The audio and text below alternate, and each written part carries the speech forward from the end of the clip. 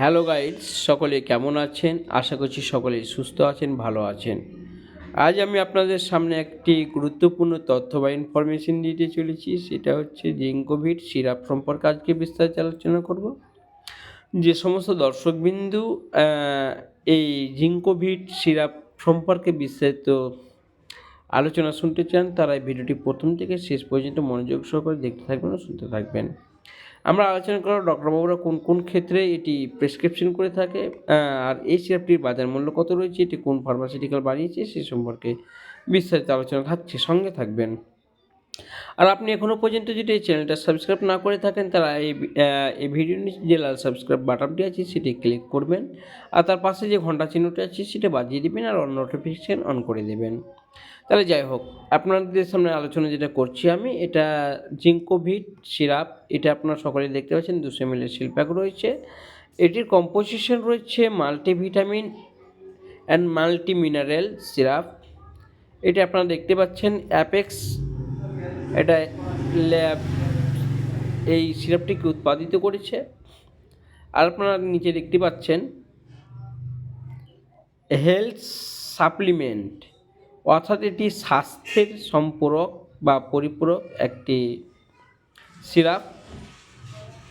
আজ আপনাদের সামনে আমি এই সম্পর্কে আলোচনা করব যে এই সিরাপটি কোন কোন ক্ষেত্রে ডক্টরবাবু প্রেসক্রিপশন করে থাকেন, বা এই সিরাপের প্রাইস কত রয়েছে। তাহলে আপনারা সকলে দেখতে পাচ্ছেন এই সিরাপের প্রাইস যে বা বাজার মূল্য রয়েছে 170 টাকা। এই সিরাপটি খেলে কোন কোন সাইড এফেক্ট বা এই সিরাপটি খেলে কোন কোন পার্শ্ব প্রতিক্রিয়া লক্ষ্য করা যায়, এই সিরাপটির বেনিফিট কী রয়েছে, কোন ক্ষেত্রে ডক্টরবাবুরা প্রেসক্রিপশন করে থাকে বা খাওয়ার নিয়ম।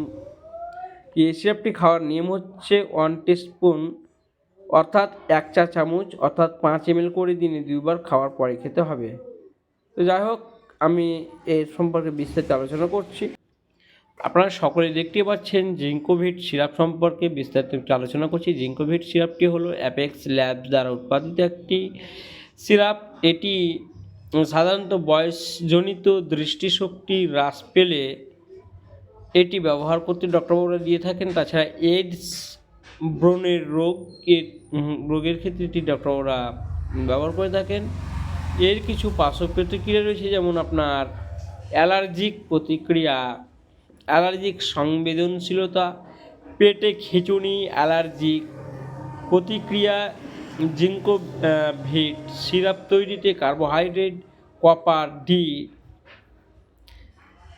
প্যানথেলান, iodine, L lysine, nicotinamide, potassium iodide, selenium, vitamin A, vitamin B1, vitamin B12, vitamin B2, vitamin B6, vitamin D3, vitamin E, zinc, লবণ জড়িত থাকে এগুলি। তাহলে আপনারা দেখতে পাচ্ছেন কখন ডক্টরবাবুরা এটি দিয়ে থাকেন। এটি বয়সজনিত যদি দৃষ্টিশক্তি আপনার হ্রাস পায় বা কমে যায়, সেক্ষেত্রে এই সিরাপটি ডক্টরবাবুরা প্রেসক্রিপশন করে থাকে। তাছাড়া এইডসের রোগ যদি হয়, এইডসের কোনো রোগী থাকে বা HIV যদি হয় কোন পেশেন্টকে, সেক্ষেত্রে ডক্টরবাবুরা দিয়ে থাকেন। তাছাড়া ব্রণের সমস্যায় দিয়ে থাকেন। তাহলে এই সিরাপটি খেলে বিশেষ করে শরীর যাদের দুর্বল রয়েছে, দুর্বলতা কাটার জন্য, অপুষ্টি রোগে যদি কেউ ভোগে, সেক্ষেত্রে ডক্টরবাবুরা এটি প্রেসক্রিপশন করে থাকেন। তাহলে এই সিরাপ খেলে কোন কোন পার্শ্ব প্রতিক্রিয়া রয়েছে সে সম্পর্কে একটু আলোচনা করে নিচ্ছি। এই সিরাপটি খেলে অ্যালার্জি প্রতিক্রিয়া লক্ষ্য করা যায়।